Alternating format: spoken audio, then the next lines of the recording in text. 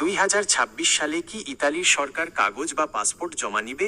এর সংক্ষিপ্ত এবং সোজা উত্তর হলো হ্যাঁ, 100% নিবে এবং বর্তমানেও নেওয়া হচ্ছে।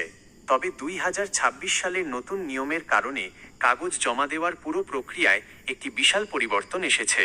বর্তমানে আপনি চাইলেই সরাসরি ভিএফএসে গিয়ে কাজের ভিসার কাগজ জমা দিতে পারবেন না। 2026 সালের সর্বশেষ নিয়ম অনুযায়ী কিভাবে এবং কাদের কাগজ জমা নেওয়া হচ্ছে তা নিচে বিস্তারিত দেওয়া হলো। 1. কাজের ভিসা, ওয়ার্ক ভিসা বা ডিক্রেটো ফ্লুসি 2026। ইতালি সরকার 2026 সালের কোটার জন্য গত জানুয়ারি ও ফেব্রুয়ারি 2026-এ চূড়ান্ত ক্লিক ডে সম্পন্ন করেছে। আপনি যদি এই ক্লিক তে সফলভাবে আবেদন করে থাকেন এবং আপনার নামে ইতালি থেকে নুল্লা ওস্তা বা কাজের পারমিট ইস্যু হয়, তবেই কেবল আপনার কাগজ জমা নেওয়া হবে। কাগজ জমা দেওয়ার নতুন নিয়ম। বিশেষ ওয়েব ফর্ম রেজিস্ট্রেশন, যাদের নুলা ওস্তা 22 অক্টোবর 2024 বা তারপরে ইস্যু হয়েছে, তাদের জন্য ভিএফএস গ্লোবাল একটি নতুন বিশেষ web form portal of vfseu.miu.com এর লিঙ্ক চালু করেছে। আপনাকে প্রথমে এই পোর্টালে গিয়ে আপনার নুলা ওস্তা এবং পাসপোর্টের তথ্য দিয়ে অনলাইন রেজিস্ট্রেশন বা প্রি চেক সম্পন্ন করতে হবে।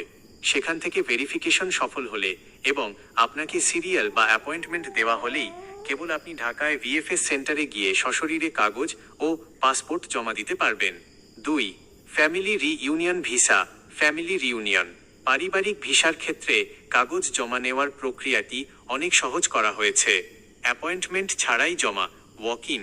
2026 সালের মে মাসের সর্বশেষ ভিএফএস নোটিশ অনুযায়ী ফ্যামিলি ভিসার আবেদনকারীদের জন্য বিশেষ ছাড় রয়েছে।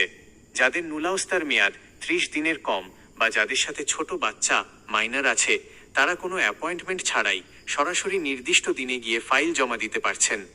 3. ট্যুরিস্ট ও business visa, Schengen C. Tourist ভিসার ক্ষেত্রে প্রতিদিনের সাধারণ কোটা বা স্লট সীমিত রাখা হয়েছে।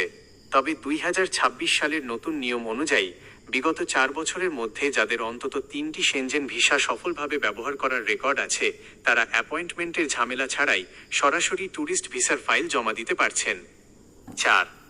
Student visa, study visa.